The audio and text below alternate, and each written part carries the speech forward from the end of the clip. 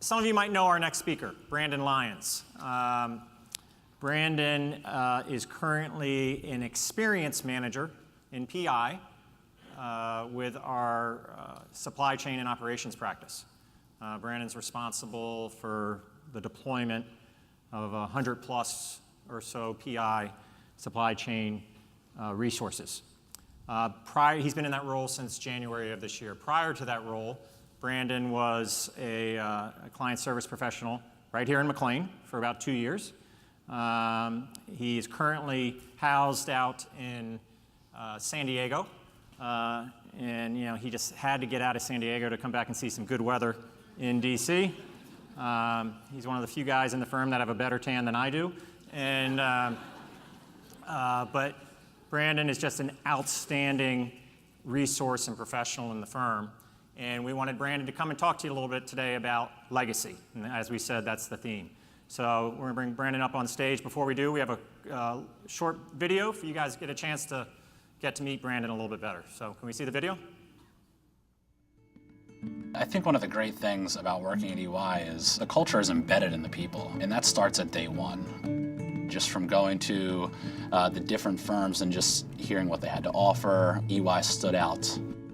What I enjoyed most about the summer internship was the responsibility that you were provided with. You're put right on a client engagement. I received an offer to work in the advisory services line. I was excited, my whole family was excited. I moved down to Washington, DC. I really enjoyed the travel aspect. EY promotes that active lifestyle.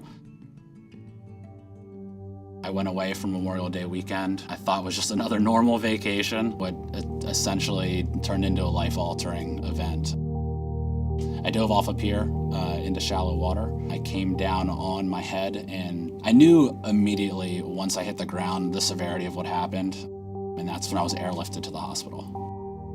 I broke my T5 and T6 vertebrae. My mom was on the line, and that's when I was just telling her I'm paralyzed. They fused my spine with 2 metal rods and 8 screws. The doctors said that I had less than 1% chance to regain all of my function. I immediately thought it wasn't 0, so I could be that 1% to actually overcome this. I was so determined before this on anything that I tried to accomplish, and I knew that I would put that same effort into this. When I first was injured, one of the immediate thoughts was I need to get back to work as soon as possible, just so I can continue my career. So I was put together with an accommodations team when I first came back from my injury. What they really wanted to see me do was continue in my recovery. That team was able to make me succeed. It's been great. I mean, I'm able to work remotely from my house.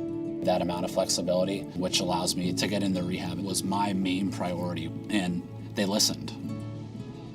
Staying active was a way to just get all of the negative thoughts out of my head and just push forward with life. I was actually gearing up for my first marathon, and the accident happened. I wanted to challenge myself, and through a fundraiser, we were able to get a hand cycle. So I went down 5 months after the injury, competed in the marathon still. From there, I've done 2 marathons so far. I tried mono skiing, sled hockey. I'm in a wheelchair basketball league on Thursday nights. EY preaches diversity and inclusiveness, and they've kept me as part of the team. They are essentially a second family of mine. They really do care about everyone. It's just a good feeling to have about your employer.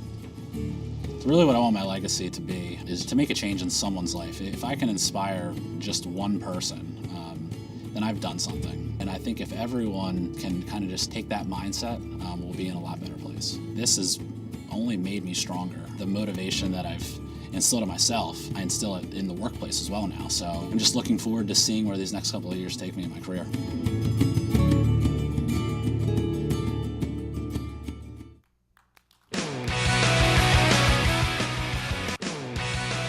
I got that sunshine in my pocket, got that good soul in my feet. I feel that hot blood in my body when it drops. Ooh, I can't take my eyes off of it, moving so phenomenally. You're more like the way we rock it, so don't stop. And under the lights, we'll never be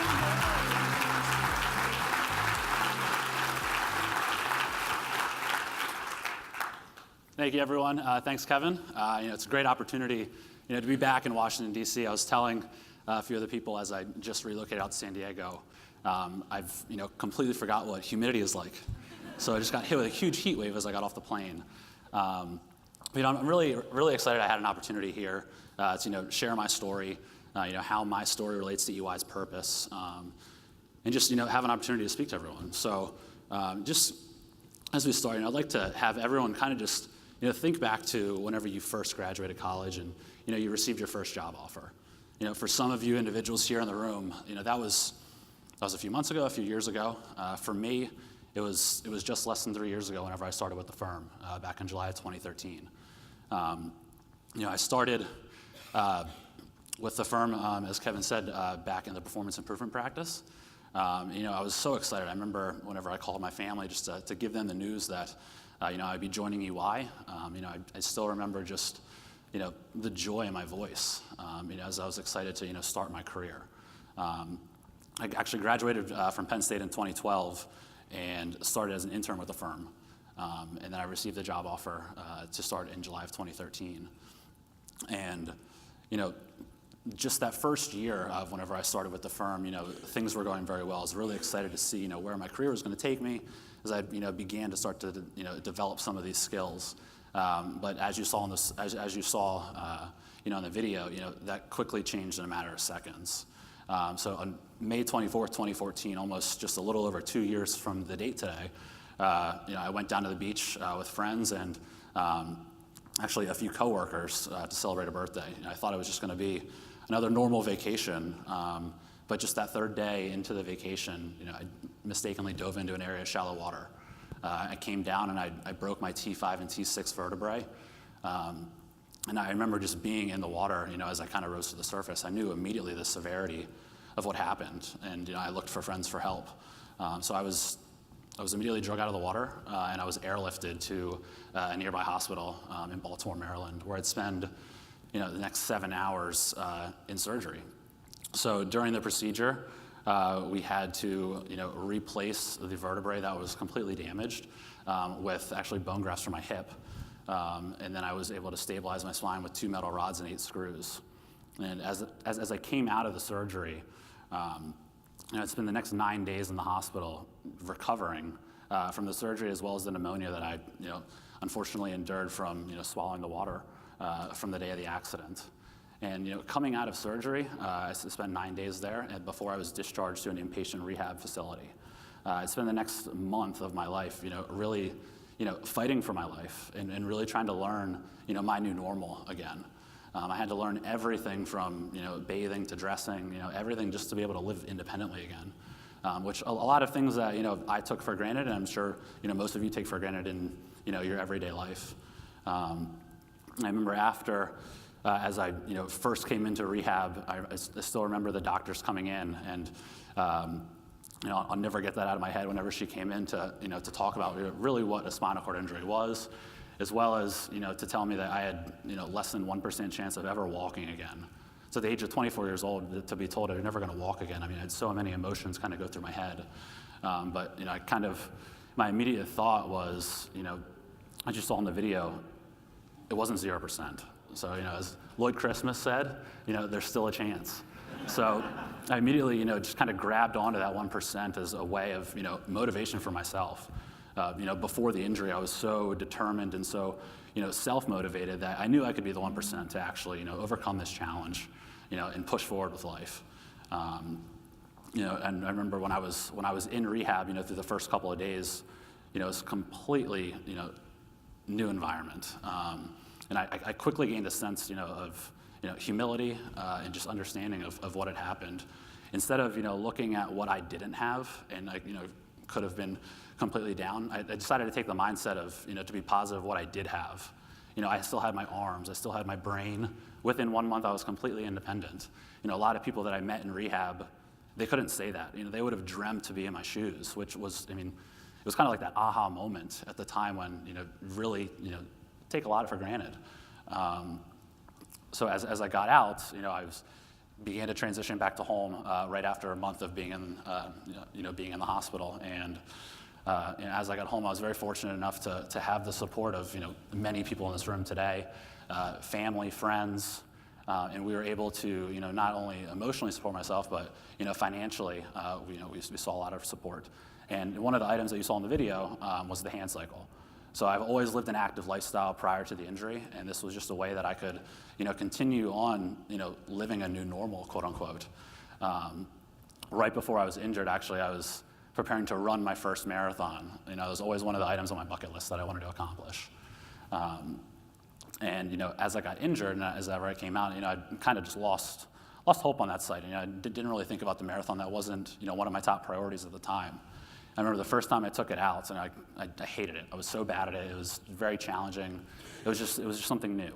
But after the second and third time that I actually took the bike out, I started to progress. I started to really enjoy it. So I made the decision just 3 months after being hurt that I was going to call the Marine Corps Marathon, see if they could switch my registration from able-bodied into the disabled athletes division.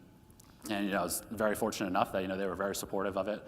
They enjoyed hearing my story, so we were able to switch it. So just 5 months after being stuck in a bed for 9 days, I was able to still check off that item on my bucket list. Ironically enough, if it wasn't enough adversity to deal with this traumatic life event and injury, the night before I was actually at State College with Mike Perkson, who's actually in the room. He always likes to hear this story that unfortunately enough, the game went into overtime. It was not a win for Penn State as we took on the Buckeyes, but since it went into overtime, I didn't get back to Harrisburg, Pennsylvania until a little after 3 a.m. I had to be in Washington, D.C. to compete in the marathon at 6 a.m. So I made it back in to Harrisburg a little after 3, changed vehicles, went down to Washington, D.C. To make the flight. And if that wasn't enough either, the first 13 miles into the race, I unfortunately had a flat tire. So, immediately, I had to pull over, and after person passed me, I worked so hard for this. I immediately thought, was I not going to be able to, complete this race after all the work I put in just for just these past few months. And I immediately called my stepdad, who had a spare tire, but unfortunately he was back in Arlington, Virginia, and now I'm in Washington, D.C. So as I told him what happened, I had to make the decision then of, was I going to quit or was I going to push forward and just, still get to the finish line? So I made the decision, to crank on a flat tire on the lowest gear the last 13.2 miles, and was still able to get the medal. And at the end, my parents actually did have a bucket list check, actual sign that I was still able to check it off. So, I was very, very, very glad I was able to do that. But, and also, whenever I look at, my recovery and everything, I try to use the marathon. It's very symbolic to me. My recovery, it's a marathon, it's not a sprint. I've quickly learned from the very beginning that, it's going to take physical and mental endurance to really get through this in my personal life and my professional life as well. One of our leaders actually uses the marathon. When she told me, whenever she shares my story, she uses the marathon in a different way, and speaks to my ability to pivot or change instead of withdraw.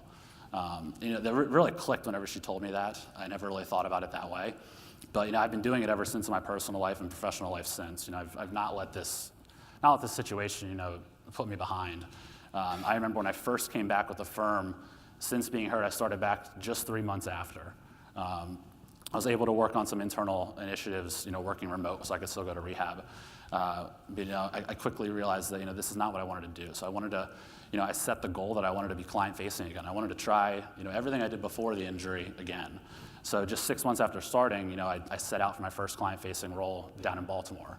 But just, within that first week, I unfortunately failed. I immediately figured out that, I was not physically strong enough to be on the road again, living that consultant lifestyle. And to be completely honest with you, it was a very frightening time, just because, I was going to have to, build up the courage to tell the client, to tell our account team, that I would not be able to continue on. And, a lot of thoughts started coming into my head. Would I have a career? Would I, still have a job at EY? Fortunately enough, everyone was very, very supportive, very accepting. And actually, we were able to find a strategic initiative that I could manage for a year, take point on, while still building up my recovery into my rehab. So it was just very, very grateful for EY for that. But I quickly realized as I was kind of going through this that this would not be a long-term solution. I wasn't able to be measured against my performance metrics, and I knew it would not get me where I wanted to in my career. So I was able to work with our accessibilities group and our PC, to find the current role that I'm in right now. So I was able to transition out to San Diego and be an experience manager. And ironically enough, I'm supporting the group that I was in prior to the injury. So that was very, very fortunate. I already had the relationships that made for just a lot smoother transition. And it's funny, in the video, it ends when it says, I can't wait to see where I'm going to be, in the next few years of my career. I wouldn't have guessed just within 6 months of shooting the campaign that, I'd already, have pivoted in my career, and in realistic, still be a member of EY. That was one of my main concerns. I don't have the clicker, but. Oh. Let's see. Okay. So also in the video, they talk about legacy. That was the main point across the video. Whenever they asked me what I wanted my legacy to be completely honest, I was kind of caught off guard. At the age of 24 years old, I never once really thought about what I wanted to be remembered by, or what my legacy was. I think everyone in this room, and just it's kind of human nature that, we're so busy caught up with our lives, just caught up in our day-to-day lives. I know everyone here at EY, they're always working. So, it's very challenging sometimes, but I think it's really important to step back and look at the bigger picture. When I look at legacy, I'm always one of the first elements I look at is really around your personal brand. So how you're being perceived and how you want to be perceived by others. I think that's very important, as well as for EY as we go out to our clients. And we did a group exercise in Chicago. I'm sure many of you have done it here with EY, where you write down how you want to be perceived. Everyone else in the room writes down anonymously how they perceive you, so you can actually measure. I remember we were in Chicago for our training, and as I was collecting the responses, I remember I read one that said, "You're one badass dude." And immediately I said, all right, I must be doing something right. And then I also thought, did I mistakenly collect my own responses that I wrote it myself? But I checked the handwriting, and it was not mine. But so I think, it's just a good way to measure your success. Also, the next bullet here is just around personal and professional legacy. I think it's important to make a distinction, but also to have an alignment with both of these. Just as EY really promotes and that work lifestyle balance. I think this is very important, just to have both a personal and professional legacy. I know ever since my injury, they've now become aligned. But I think the major point here is around purpose. Kevin and the other speakers so far, they've talked about purpose and touched on it every single topic that they've really had a chance. With my purpose, I didn't really. It kind of goes hand in hand with legacy. I never thought about my purpose. I was just kind of living day to day. But I've had the opportunity here because of EY and other platforms to really spread awareness of spinal cord injuries, help break down barriers of people with a disability. So I'm very fortunate for that. And when you look at purpose from EY, one of the other speakers talked about Simon Sinek. So if you haven't seen the TED Talk, I highly recommend watching it again. But the way that he talks about purpose is, it's not what you. It's people don't buy what you do; they buy why you do it. So that really speaks to your purpose. And EY's partnered with Simon to really define our purpose as we go through our purpose-led transformation. And as you've heard it all today, our purpose is building a better working world. It's even on our logo, so you see it every single day whenever you're sending emails or any of our communications. If we look at kind of our strategy and how we're going to get to building a better working world, when I looked at this, it was interesting to me that highest performing teams is right in the center of this image. So to me, it proves a point that all of us play a critical role in our purpose. We are going to be able to achieve building a better working world for EY. We're the core of our purpose. We don't sell products. We don't make widgets. We sell our people and our capabilities. And that was, was just really eye-opening to me. And when I look at, how how my story has, shaped our purpose, I've had the opportunity to, contribute to our diversity inclusiveness approach, different messaging, branding, recruiting campaigns ever since, the injury. And then, in my current role, I've had the opportunity to support many of our client professionals who are out day to day, solving, some of the hardest problems in the world at our clients. And I think just last year to talk about legacy, when I was asked that question, what do you want your legacy to be? I answered I wanted to inspire someone, just one person, and that, to me, that means I would have done something. But, still today, just within 6 months, that answer's changed. It's more of an evolving process. So rather just to inspire someone, I'd rather be, influential and actually make an impact. And EY's given me the opportunity to do that, based on my purpose. So, everything I've done to spread awareness of spinal cord injury, I've had many opportunities to, help our disabled space. I remember our leader of the accessibilities group, we were at a webinar speaking, and she said that 1 in 5 people will become disabled before you retire. So 20% of this room will have some type of disability before they retire. That was eye-opening to me because before my injury, I never even thought about maybe I would be that one person. So to me that was just very, very eye-opening. And I've had throughout this journey, I've had the opportunity to meet a lot of influential people, and I think that's kind of what influenced my new purpose. And all of them have had very similar characteristics. Their personal and professional legacies are aligned. They're viewed by their peers as influential. And they've really built off of their experiences in their life, and they've had, they took the risk of change.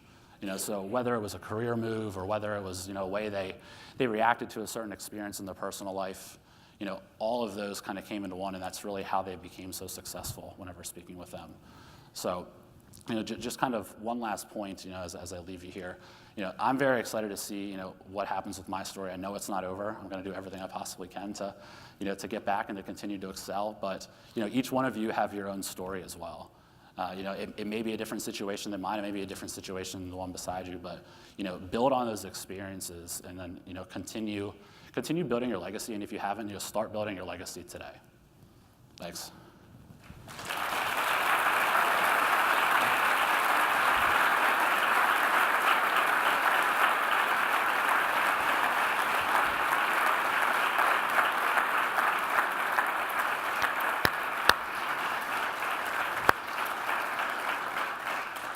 And there's just one other thing that I'd like to do. I'm sure many of you are aware of our Culture Coin program. It's a way to recognize individuals that have gone above and beyond and are truly living our UI values each day. Unique to the program is the ability to pay it forward.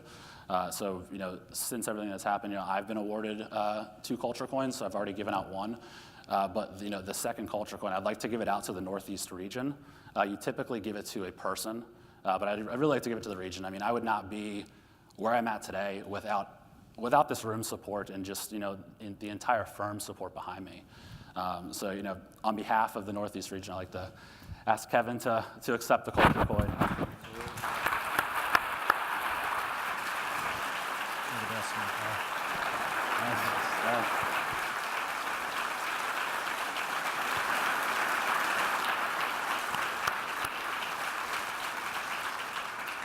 Well, Brandon, if your goal is to inspire one person, I think you can check that box too. Something else. You're the best. I'm going to ask Brandon to stay up here because I want him to cover one more point, and thank you very much for this. This, as he said, is presented to the Northeast region, but to my knowledge, there isn't a Northeast region office, so this is going right in the Greater Washington office trophy case. And if Rich can get it out of our clenched hands, he might have lucky, but we'll tell him. You know, one of the things we're going to do at the happy hour, we always do, is recognize all the work that you all have done, and the Peepheads have once again stepped up and donated a number of wonderful gifts and prizes out there that you all will have the opportunity to win in a drawing, and you get the opportunity by purchasing raffle tickets. And this year, the committee made the decision, based solely on the part of the inspiring story by Brandon, to take the proceeds from your purchases, some of which were already done before the event, and it'll be open up again at the beginning of the town hall, or at the beginning of the happy hour. Those donations will go to an organization that's near and dear to Brandon's heart, and that's the Neuroscaffold Foundation, which is an organization that has worked very closely with Brandon, and Brandon very closely with the foundation. So can you give us just a couple minutes about what the organization's all about? Yeah, so it's a nonprofit group that I've had the opportunity to support both from kind of an operations standpoint as well as be a client of theirs. Really what their mission is, it's to provide funding for people with a spinal cord injury, where there's a gap in health insurance coverage. So since I was injured, I quickly realized that insurance, they're there for you really within the first 6 months, but after that, it's if you haven't recovered to a certain point, they kind of go away. And just as kind of getting through some of the statistics, it's really eye-opening that just the first year alone for someone that has a situation of mine, they can medical bills can cost anywhere from $250,000 up to $1 million just based on the severity of what has happened. So had an opportunity to support this organization. Actually competed in the Boston Marathon in April for them just a few months ago. So I really appreciate it. I know and speaking for our executive director, she's very grateful that we were able to do this. That's great, and we're happy to do it. So if you haven't bought tickets, buy them. If you've bought tickets, buy more, and load up those gift bags out there and get a chance to win a lot of great things. So once again, one more time for Brandon. Great job. Thank you.